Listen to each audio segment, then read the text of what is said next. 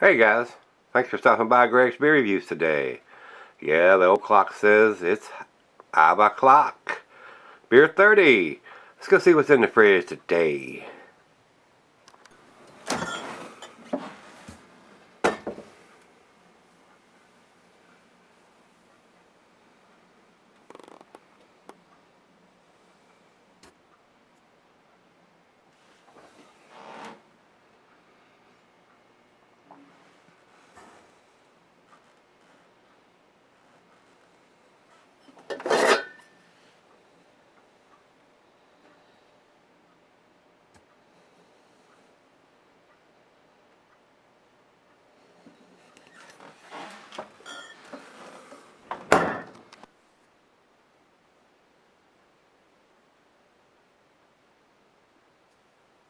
Hey everybody, thanks for stopping by Gregsbeerreviews today. Today's beer comes from Ommegang Brewing, and they're owned by the Ommegang Brewery, the ones that make Duvel. This is a Belgian ale. It comes in at 6.5%.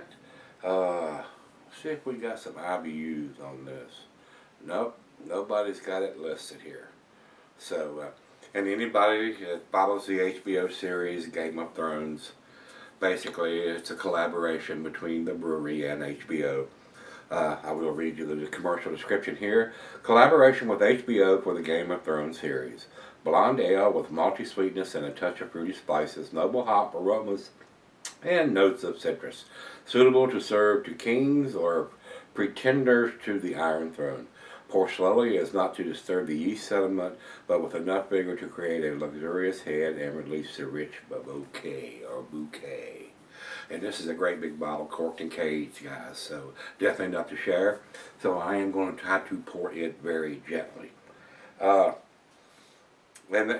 there is a great big writing about it, and I'm not going to read all that. Basically, it's a Belgian-style blonde ale, from what I'm saying.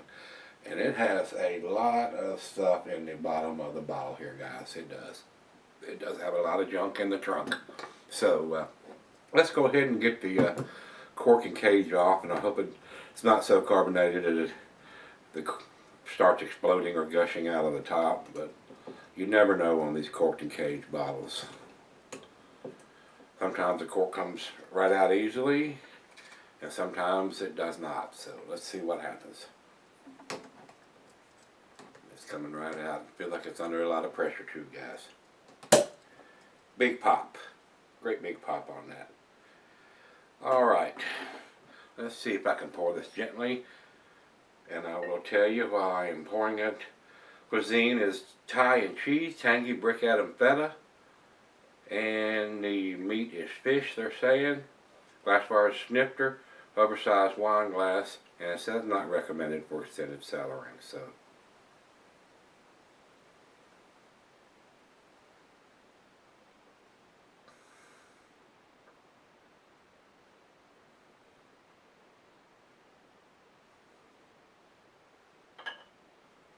and I'm sure I'd disturb the hell out of that yeast on the bottom. Her glass is probably going to have a lot of particles in it.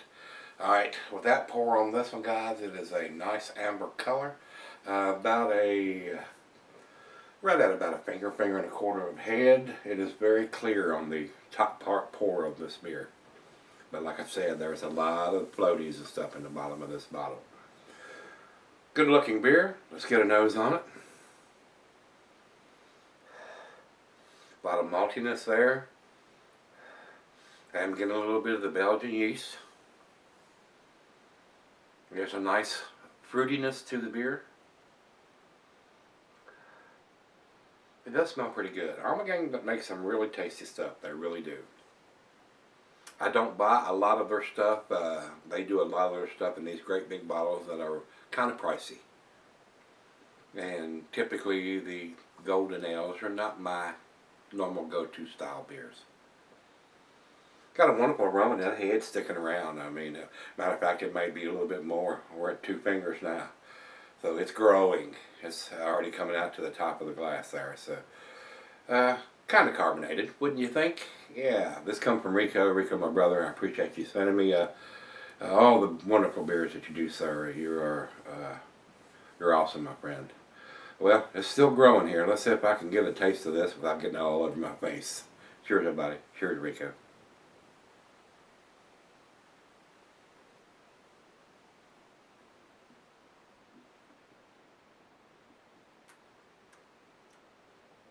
Very effervescent, almost like a champagne on the tongue. Very light, very crisp, nice Belgian yeast qualities.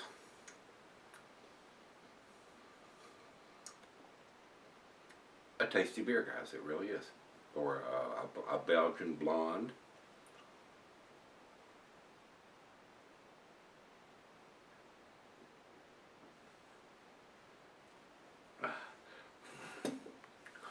Does seem to be a bit heavy on the carbonation. I don't think it's over-carbonated, but strong carbonation on this. You can tell by the massive pop that it, and I'm glad it didn't come gushing out, but a little heavy on the carbonation, but it's probably where they want it to be. And this beer has been in the fridge ever since I got it. I didn't look for a date. I will when I come back for the final chug and see if there's anything written on it. And Ommegang's out of Cooperstown, New York. And it says here, ale brewed with grains of paradise and lemon peel. I am getting a little bit of lemoniness in there. And it says serve it at 40 degrees, which is exactly what I just did, right out of the fridge. So, nice and tasty. So let me pour her a glass and we'll sip on this for a tad and see where we end up on this one. I'll be right back. Hey guys, I'm back. Got a little left here, and now that the beer is out of it, I can see this was bottled. It looks like it says 08-18-15, and they have a best by date of 08-2017. So they're giving this a 2-year shelf life. And the note that Rico has sent, Belgian Pale Ale, looks more like a golden ale, but it is a Belgian ale. Says here they're giving it a 2-year shelf life. That's what I'm seeing too. Man, he says he picked it up in the winter of 2015 for $11. Well, $11 for this big of a bottle is really not a bad deal. But it's only a, like I said, it's only a 6.5%er. So that may be the reason why it's a little heavy on the carbonation now, since it's been in the bottle. I'm reviewing this on New Year's Day 2017. Happy New Year's to everybody. By the time you see this, though, it's probably going to be the end of January or 1st February. I'm uploading 2 beer reviews a day, trying to catch up with all the wonderful beers everybody has sent me over the last couple of months. So I wanted to get some of these out of the fridge. And it's a very tasty beer. Not my cup of tea, of course. I'm a hophead and I like the darker beers, but it is a very nice Belgian ale. Whether you consider it a golden ale or whatever, it is a very nice Belgian ale. Very well done. Nice fruitiness going along with this, a little bit of maltiness. I am getting a little bit of lemoniness in here. Very, very pleasant beer. It is a very pleasant beer. Let's do the final chug.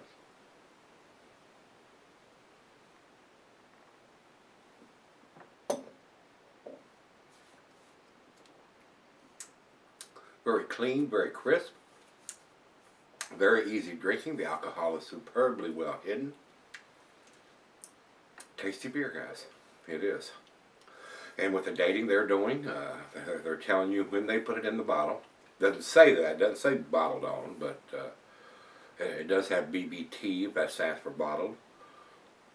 And then they're having a best by. So they're telling you when it was put in the bottle and when they think you should have it by. So, well done. It is a very tasty beer. I enjoyed this, especially for the first beer of the evening. I think the other half enjoyed it too. She's still outside, sipping on it on the deck. It got up into the 50s today for New Year's Day, which is pretty good. And I think they're calling for a wintry mess next weekend. So, enjoying the little bit of a reprieve from the wintertime weather out there today. So, very nice. Good beer, guys. To me, for the style of beer, what it is, it's a 9 out of 10 to me, guys. I'm gonna give it a 95, and that's where I'm gonna put it, right straight down the middle of the A's. So let's run over to Beer Advocate, and Beer Advocate has it at 86 in their very good range. And over to Rate Beer. Rate Beer has it at 94 overall, 98 in the style. Good numbers from those guys. And for our final check-in, we'll run over to Untapped, and they have it at 3.69, which is in the B category from those guys. So, pretty tasty beer, guys. If you enjoy a nice Belgian ale, this will be a great candidate to pick up, especially if it's only $11 for this monster-sized bottle. Very nice. Anytime you see these corked and cage bottles, they're usually a little bit more expensive than your typical 22-ounce bomber or so would be. So, very nicely done. Ommegang does some great stuff, guys. They really, really do. So, thumbs up. It was a good beer. I enjoyed it. Rico, thanks again, my brother. And if you guys have had this one, let me know what you think. I'll tell you straight up, I've never watched a single episode of Game of Thrones, so I don't know what that series is about at all. So, kind of got a little sheltered life here. I don't watch a lot of TV. So, tasty beer, though. If you've had it, let me know what you think, guys. Come on back tomorrow. Let's dig something out of the fridge. See you then.